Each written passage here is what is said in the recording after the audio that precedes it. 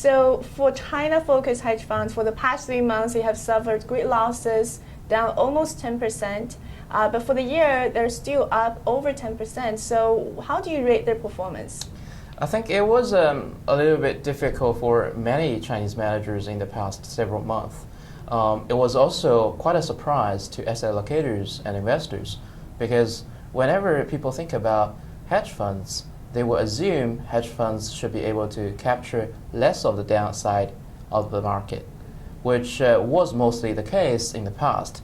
But in the most recent month, particularly June and July, many Chinese managers even suffered more losses than the market. So that was really a shock to a lot of asset managers. Why do you think is that? I think it has a lot to do with how indices are composed. So most of the indices that we track, like either CSI 300 or Hang Seng, those are composed of many stocks and very skewed towards large caps. And if you really look at the market last month and in June, many of the large caps were actually doing all right, particularly after the government intervention when the government actually injected capital to buy out some shares. Whereas at the same time, a lot of small cap and mid caps suffered much bigger losses, which was not fully captured by the indices.